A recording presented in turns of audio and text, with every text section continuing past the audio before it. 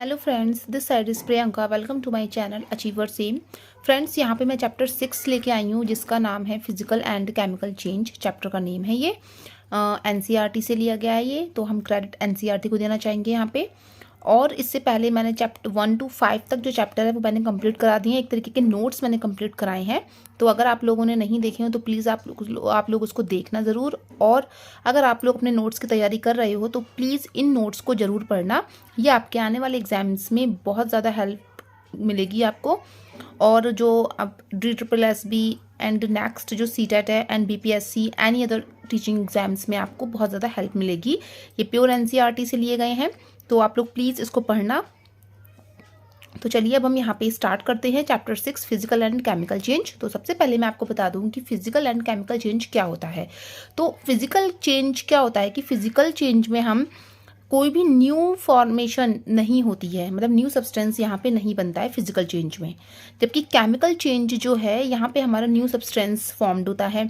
और आजकल जो हमारे डेली लाइफ में क्या होता है कि केमिकल चेंज ही चल रहा है। जैसे कि अगर हम एग्जाम्पल की बात करें तो वहाँ पे जैसे कि अगर हम घर में हम लोगों की चाय तो बनती होगी सबके यहाँ, तो चाय क्या है, एक तरीके से जब हम टी बनाते हैं तो क्या है, वो एक केमिकल चेंज है। यानी हम कह सकते हैं कि केमिकल चेंज क्या होता है कि मान लीजिए आप जब चाय बनाते हैं तो उसमें चीनी, पत्ती, दूध, ये सब चीज़ें डालते हैं। ठीक है, उसके बाद क्या होता है, ये सब चीज़ें, इन सब चीज़ों का मिक्सचर जो होता है वो क्या बन जाता है, एक तरीके से चाय बन जाती है। ठीक है, तो इन्हीं अब क्या होता है कि वो एक रिवर्स प्रोसेस तो नहीं है कि हम दोबारा से उसको चीनी, उस चाय में से चीनी अलग कर दे, पत्ती अलग कर दे, तो ये चीज़ हम नहीं कर सकते हैं। तो इन्हीं चीज़ों को हम क्या कहते हैं, केमिकल चेंज। की जो चीज़ फॉर्म्ड मतलब एक न्यू सब्सटेंस बन जाए और वो अपने पुराने सब्सटेंस में कन्वर्ट ना हो। ठीक है, तो रिवर्स प्रोसेस नहीं होती है, तो उसको हम क्या कहते हैं, केमिकल चेंज। फिजिकल चेंज में यहाँ पे क्या होता है कि फिजिकल चेंज में यहाँ पे कोई भी न्यू सब्सटेंस यहाँ पे नहीं बनता है फिजिकल चेंज में। ठीक है, तो यहाँ पे आप लोग बस इतना सोचना।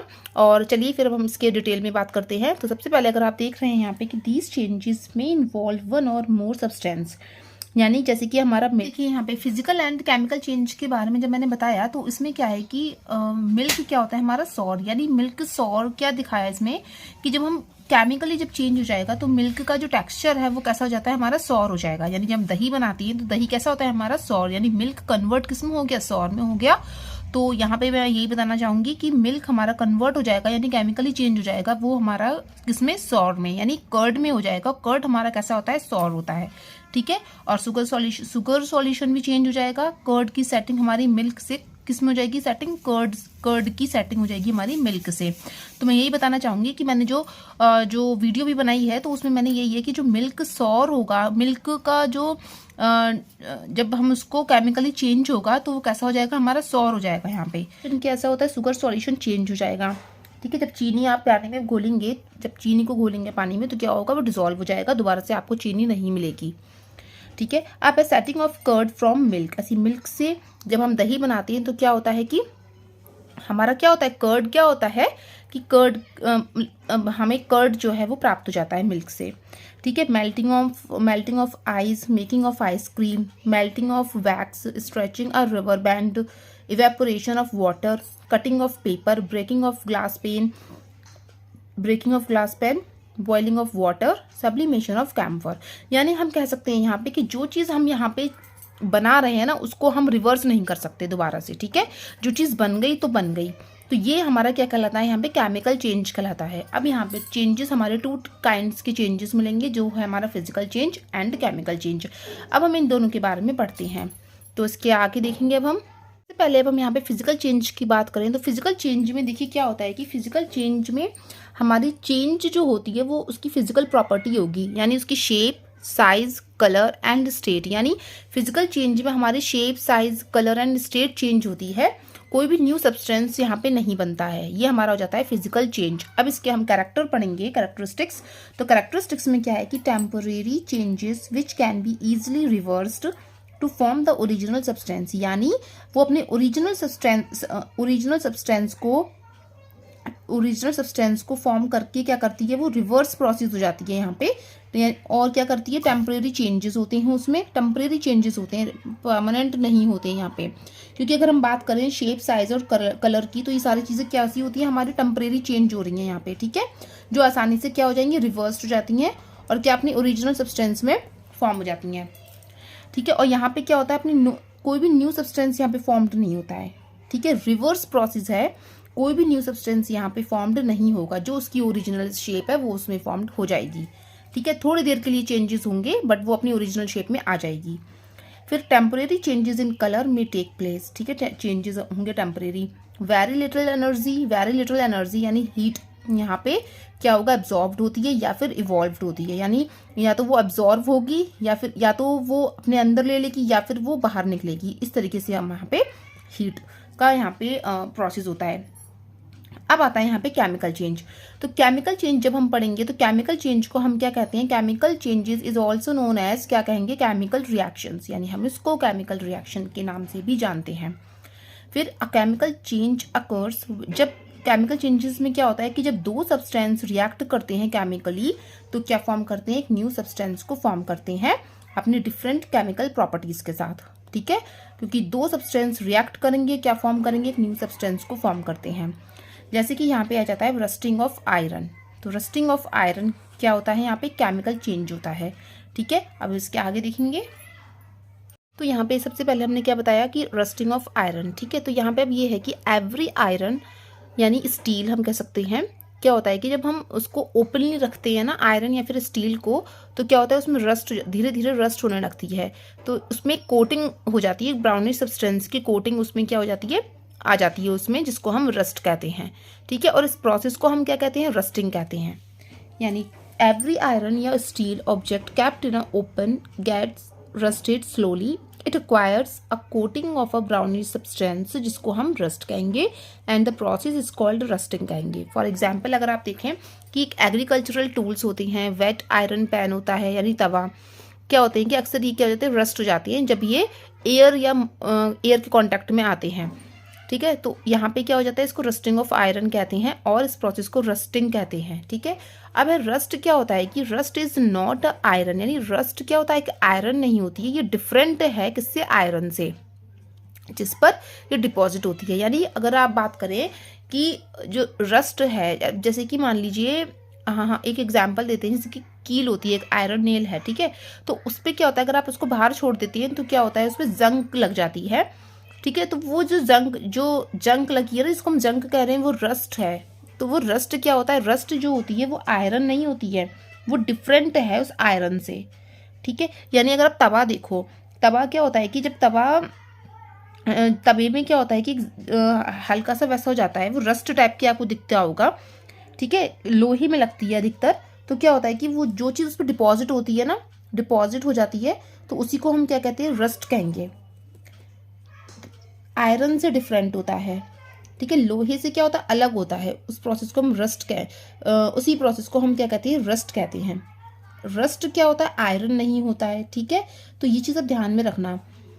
और जब बेकिंग सोडा का फॉर्मूला है NaHCO3, यानी जब बेकिंग सोडा को रिएक्ट करवाते हैं हम विनेगर से, ठीक है, तो जब बेकिंग सोडा को रिएक्ट कर पाते हैं विनेगर से, तो उसमें क्या होता है, एसिटिक एसिड होता है, किसमें, विनेगर में एसिटिक एसिड होता है। CO2 comes out which turns lime water milky, यानी जब बेकिंग सोडा को हम विनेगर से रिएक्ट करवाते हैं तो उसमें से CO2 निकलती है, जो क्या कर देगी, लाइम वाटर को मिल्की कर देगी, ठीक है। तो ये चीज़ आपको ध्यान में रखना है कि लाइम वाटर मिल्की, और जब एक ऐसे आता है कि जब बेकिंग सोडा को हम रिएक्ट करवाते हैं विनेगर से, तो क्या चीज़ आपको जो है इवॉल्व होती हुई नजर आएगी, तो उसमें क्या होगा, CO2 निकलेगी, और मिल्की क्या कलर हो जाता है, लाइम वाटर का कैसा होता है, मिल्की कलर होता है। ये चीज़ आप ध्यान में रखना है यहाँ पे, ठीक है।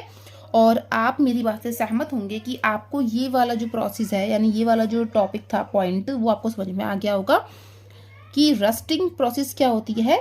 कि रस्टिंग प्रोसेस यानी कि जब कोई आयरन या फिर स्टील कह सकते हैं, जब ओपनली या एयर के कांटेक्ट में जब होता है, तो उस पर धीरे धीरे रस्ट होना शुरू हो जाती है और एक ब्राउनिश सब्सटेंस की कोटिंग हो जाती है। इस प्रोसेस को हम रस्ट कहते हैं। रस्ट जो है वो आयरन नहीं होता है, आयरन से डिफरेंट होता है, ठीक है। जो डिपोजिशन आपको नज़र आता है, जो भी चीज़ आपको डिपोजिशन नज़र आता है वो क्या होती है, हमारी रस्ट होती है। ठीक है। अब दूसरा पॉइंट आता है कि जब बेकिंग सोडा को आप रिएक्ट करवाते हैं विनेगर के साथ, तो विनेगर में क्या होता है, एसिटिक एसिड होता है, जिससे CO2 निकलेगी और लाइम वाटर जो होता है वो मिल्की हो जाएगा। ठीक है।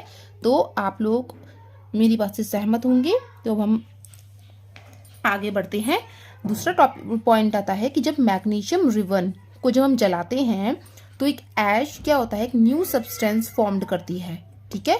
मैग्नीशियम रिबन को जलाते हैं तो the Ashes was the new substance formed होती है, और उसमें क्या होता है, एक वाइट ड्रेजलिंग लाइट प्रोड्यूस्ड होती है। ठीक है। ये चीज़ आप ध्यान में रखना कि जब मैग्नीशियम रिबन को हम बर्न करते हैं तो एक वाइट ड्रेजलिंग लाइट क्या होती है, आपको क्या होगी, दिखाई देगी, वाइट डेजलिंग लाइट। ठीक है। तो क्या होता है, वो मैग्नीशियम रिबन को करते हैं। दूसरा पॉइंट आता है कि जब कॉपर सल्फेट को आयरन के साथ, यानी जो copper sulphate with iron produced the two new substance, यानी कॉपर सल्फेट हमारा हो जाता है CuSO4, और उसको हम प्लस Fe जब हम करवाते हैं तो क्या होता है, जैसे कि अगर मैं देखूँ यहाँ पे आपको बताऊं कि CuSO4, ठीक है, इसके साथ जब हम आयरन को करवाते हैं तो हमारा क्या होगा, दो न्यू सब्सटेंस बनेंगे। तो हमारा क्या बनेगा, एक तो बनेगा हमारा फेरस सल्फेट, ठीक है, FeSO4, और कॉपर हमारा अलग हो जाएगा। ठीक है। तो एक तो बनेगा हमारा FeSO4, तो ये यानी ये क्या हो जाता है हमारा कॉपर सल्फेट, और सॉरी फेरस सल्फेट, और ये क्या हो जाता है हमारा कॉपर सल्फेट। ठीक है। तो ये चीज़ आप ध्यान में रखना।